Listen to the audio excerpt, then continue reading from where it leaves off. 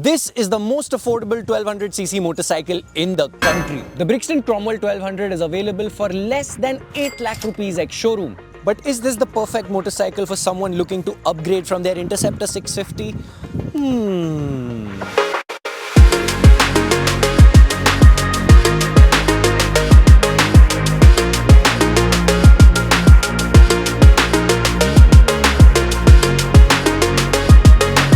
The Cromwell 1200 takes no risks when it comes to styling. It is as classic as it gets. Teardrop shaped tank, bench style seat, round headlight and twin tail pipes. Pretty much as safe as you can be. From the side profile, it gives a little bit of CB350 RS vibes, and yeah, I know that's not something you want to be compared to after spending 8 lakh rupees. But if you want something that is subtle and that doesn't scream for attention, this is spot on. And only when you get close to the motorcycle do you realize, oh, this is a big motorcycle. And when you start interacting with the bike, you realize that it is an actually well-built bike. Cable management is nice, the touches to the buttons are all nice and tactile, and the finishes are pretty good. So, you are in an overall very nice, well-built, simple, classic motorcycle, which in my opinion is spot on.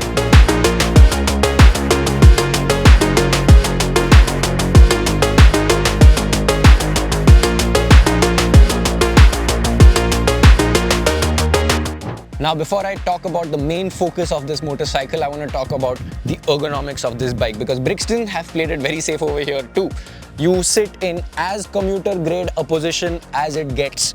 Your lower half is very relaxed. Your foot pegs are sitting pretty much right in between your knee and your bum, and on top you are very relaxed with just a little bit of forward lean, making it a little bit more engaging or maybe a little bit more easier to maneuver at slow speeds, but it's still a very relaxed position.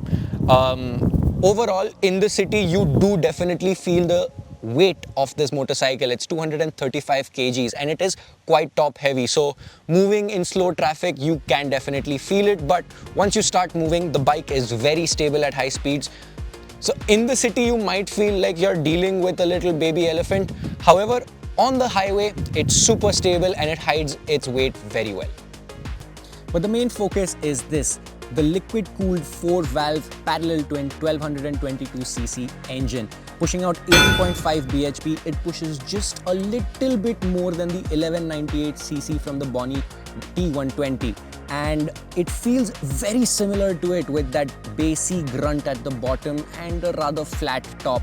However, it has oodles of torque at the bottom and it sounds phenomenal. Take a listen.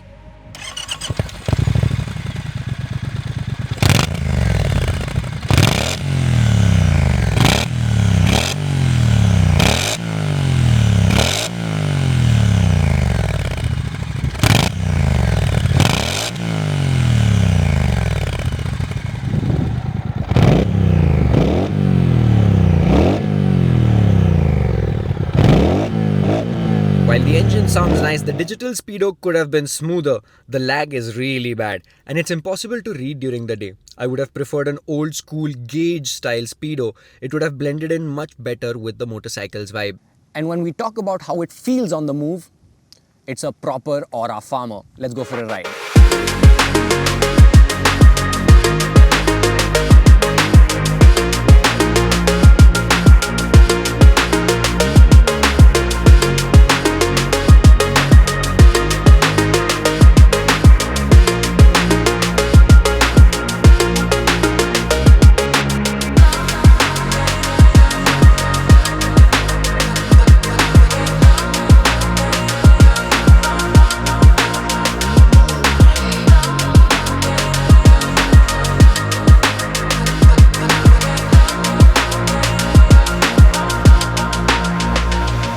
In the city, the Cromwell does a really good job of just blending in.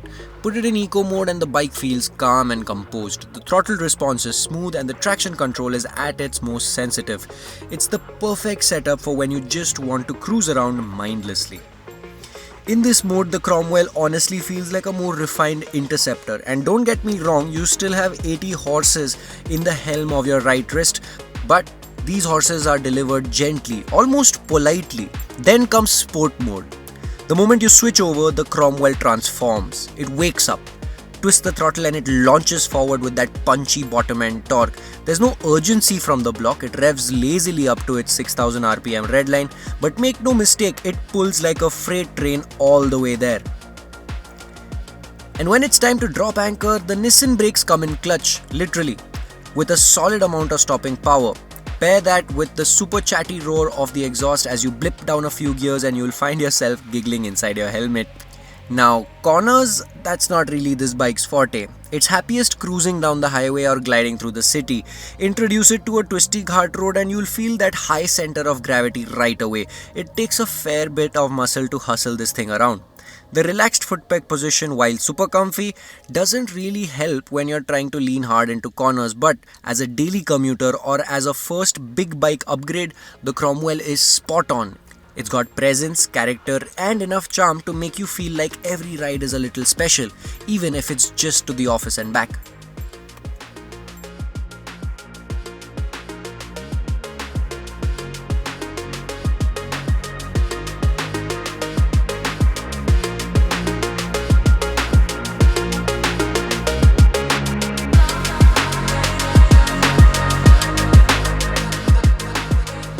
The suspension setup on the Cromwell felt just right. Plush but never spongy, the rear soaks up bumps beautifully, keeping things composed even on rough patches, while the front, despite not being adjustable, strikes a very good balance between comfort and confidence.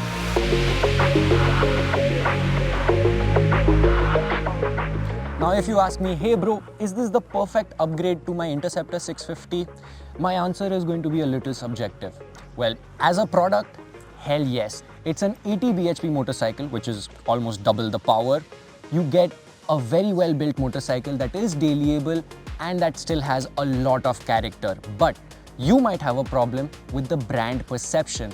Now Brixton has been with us for a little bit over a year, but I don't get to see any of these motorcycles on the street at all. It's a very rare case and there must be a reason for it. My opinion is that people are not ready or might not resonate with the Austrian brand, with British name, with Chinese parts and Indian manufacturing.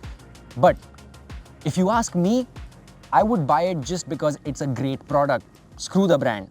Now, when it comes to after sales and everything, that's something you guys will tell us in the comments. But as a product, this is a banging bike and I don't really understand why there aren't any more of these on the streets. What are your thoughts on the Cromwell 1200? Do let us know in the comments down below. I'll see you guys in the next video.